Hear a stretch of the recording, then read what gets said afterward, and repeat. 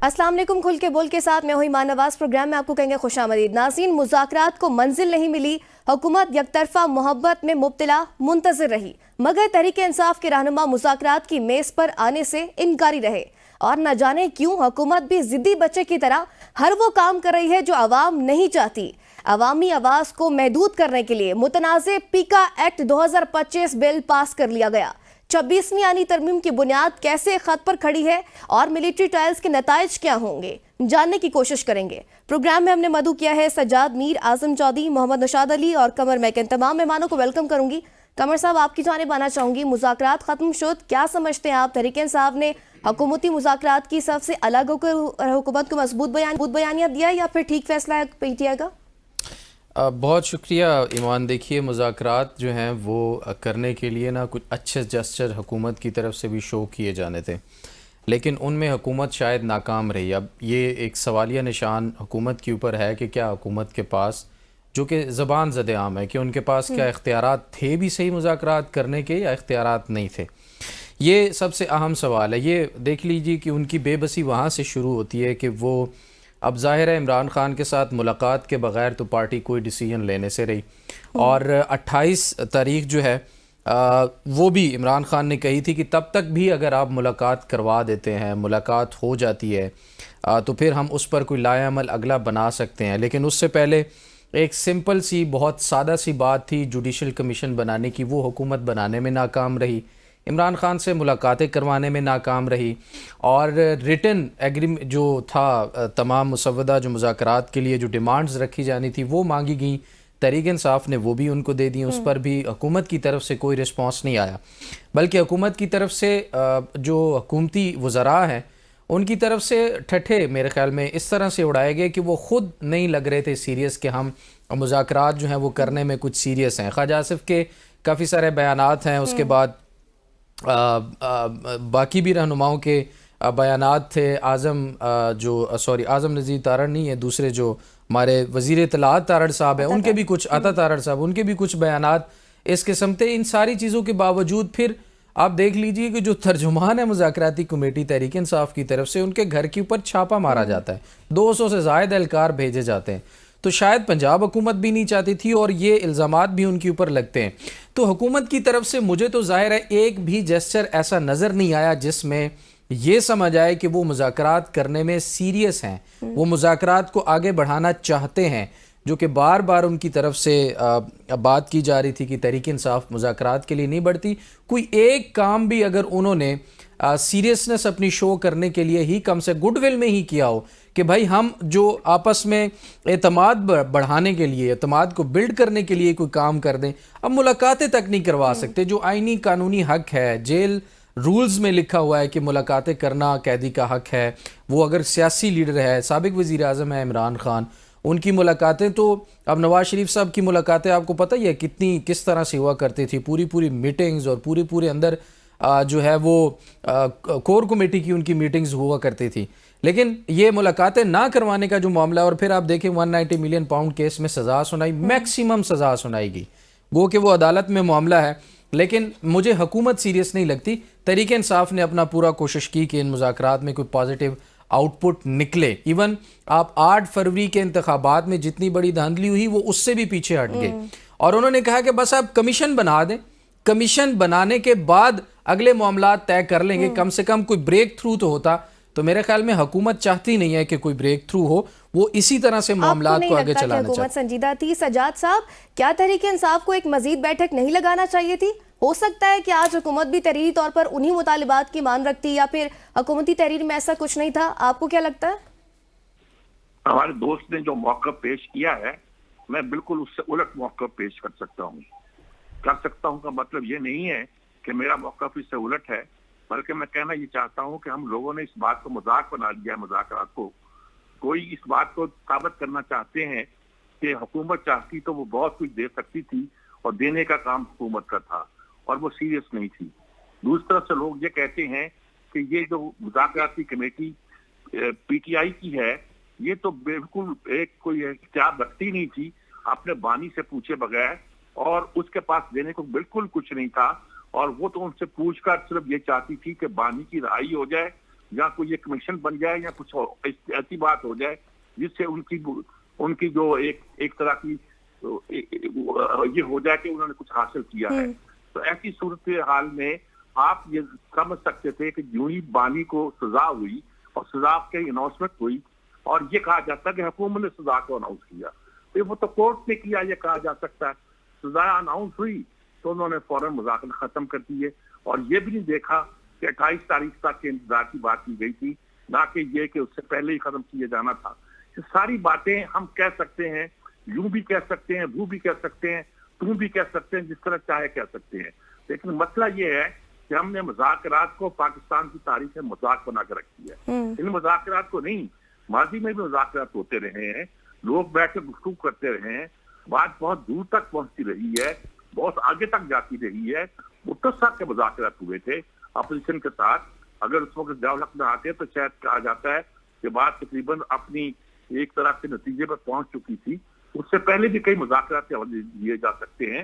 अयूब खान ने मुजीब से और इन लोगों के साथ पूरी अपोजिशन की पार्टी से मुज़ाकरात किए थे और बहुत से मुज़ाकरात थे, लेकिन इन मुज़ाकरात का पता ही नहीं है कि वो साथ साथ मुतालकात किए जा रहे हैं, साथ साथ लफ्ज बोले जा रहे हैं कि चार्टर ऑफ डिमांड दे रहे हैं। चार्टर ऑफ डिमांड तो देते हैं भाई, कुछ रेट क्यों इन किस्म के लोग, लेकिन ये चार्टर ऑफ डिमांड दे रहे हैं, COR नहीं मांग रहे, चार्टर ऑफ डिमांड दे रहे हैं और कहते हैं ये बात मानो तो आगे चलते हैं वरना नहीं चलते।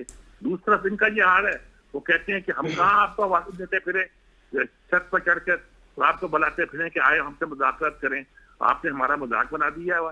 अगर आप नहीं सीरियस तो बात को खत्म समझें। दोनों तरफ से लग रहा है कि मुज़ाकरात एक मजाक बन के रह गए हैं और हम सिर्फ ऐसे लोग हैं कि जो सिर्फ तमाशाई हैं, इस तमाशे को देख रहे हैं, इस खेल को देख रहे हैं, इसके सवाल कुछ नहीं। ठीक है आज़म साहब, आप इस पर क्या कहेंगे? हुकूमत ने ताहाल कमेटी तो तहरील नहीं की, क्या समझते हैं मुज़ाकरात की ज्यादा जरूरत हुकूमत को है या फिर PTI को? और तहरीक इंसाफ ने दीगर अपोजिशन रहनुमा से मुलाकातें भी तेज कर दी हैं, क्या हुकूमत उस दबाव को अफोर्ड कर सकती है? आज मौलाना फजल रहमान से भी मुलाकात हो गई है। बिस्मिल्लाहिर्रहमानिर्रहीम, बहुत शुक्रिया जी।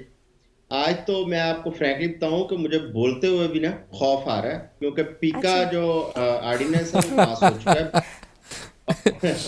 कोई पता है आप पे? अच्छा, मैं माजरत खा हूं, मैं भूल गया था। ठीक है। अच्छा, बात यह है कि मुज़ाकरात, देखें हम लोग तो इस चीज के हामी हैं कि मुज़ाकरात होने चाहिए। मसाइल का हल हमेशा टेबल पे निकलता है, कभी तलवारों के साथ मसाइल हल नहीं हुए। लेकिन अनफॉर्चुनेटली दोनों जानब से मुज़ाकरात के लिए वो संजीदगी नजर नहीं आई। मेरा ख्याल है कि हुकूमत अपने मकासद हासिल करना चाहती थी और PTI अपने मकासद हासिल करना चाहती थी। अब जहां तक हुकूमत के मकासद का मामला है, हुकूमत को बयानिया चाहिए था कि PTI को ऐसा बयानिया छोड़ देती जो हुकूमत के लिए एक सियासी बयानिया बनता और हुकूमत उसके ऊपर कुछ चंद दिन तक सियासत करती। जिस तरह उन्होंने कहा कि लिख के दें अपने मुज़ाकरात, वो भी एक खत चाहिए था कि जिस तरह वो साइफर लहराया गया था हम भी कुछ लहरा पाए।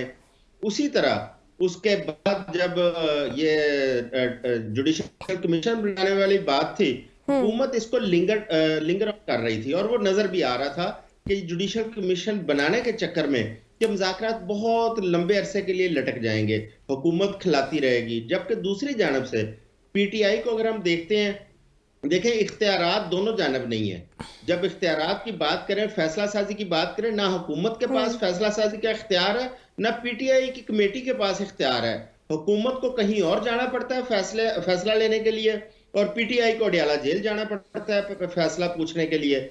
अब दोनों जानब से ये वाले मामला देखते हुए, तो जब PTI ने हुकूमत के सारे जो हुकूमत की नीयत थी उसको भांप लिया, तो PTI 4 में से 1 मुतालबे पर आई। आप देखें ना कि 4 मुतालबात कौन कौन से थे। एक उनका था अपने मैंडेट की वापसी, दूसरा 26वीं आईनी तरमीम, तीसरा जुडिशल कमीशन, चौथा उनके जो असीरान है उनकी रहाई। असीरान की रहाई अदालतों के जरिए होना शुरू हो चुकी थी, किसी की जमानत हो रही थी, कोई बरी हो रहा था, तो उससे भी वो थोड़ा थोड़ा पीछे हट गया और उनका एक ही मुतालबा था जुडिशल कमीशन। अब जुडिशल कमीशन हुकूमत के लिए सबसे मुश्किल काम था। उसकी वजह है कि अगर आप 26 नवंबर पे आते हैं, 24 से 26 नवंबर के दरमियान जो कुछ इस्लामाबाद में हुआ, उसके ऊपर अगर कमीशन शफाफ तहकीकात करे तो हुकूमत के लिए हजीमत ही हजीमत थी, हुकूमत के लिए मुंह छुपाने की जगह नहीं थी। हुकूमत उस चीज से बचने के लिए इसको लिंगर ऑन करना चाह रही थी, और पीटीआई ने जो उन्हें 8 दिन का टाइम दिया, उन्होंने उस पे मुज़ाकरात को खत्म करने का ऐलान कर दिया, क्योंकि हुकूमत की जानिब से कोई ऐसा तासर नहीं दिया गया था कि वो जुडिशल कमीशन बनाने जा रहे हैं। और आपको याद होगा इसी दौरान राना सनाउल्लाह साहब ने एक बयान दिया कि इमरान खान साहब खुद भी वजीर आजम रहे हैं और उन्हें पता है हुकूमत की सारी हैसियत का, तो हमसे वो मुतालबा करें जो हुकूमत कर सकती है, जिससे बहुत सारी चीजें वाजे हो जाती हैं।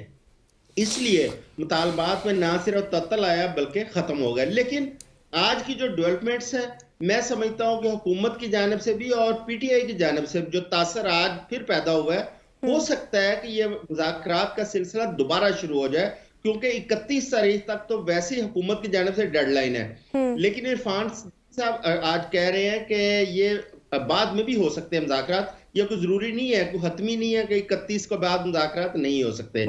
और हुकूमत ने इस वक्त जो एक तहरीक शुरू की है अपोजिशन को साथ जोड़ने की, बुनियादी तौर पर यह हुकूमत के ऊपर एक प्रेशर बिल्ड करने की कोशिश है, क्योंकि इन मुज़ाकरात की अगर कामयाबी हो जाती, जुडिशल कमीशन अगर कोई बना लेती है हुकूमत, देखिए जुडिशरी तो इस वक्त हुकूमत की है, इसमें तो कोई दूसरी राय नहीं है कि जुडिशरी इंडिपेंडेंट है।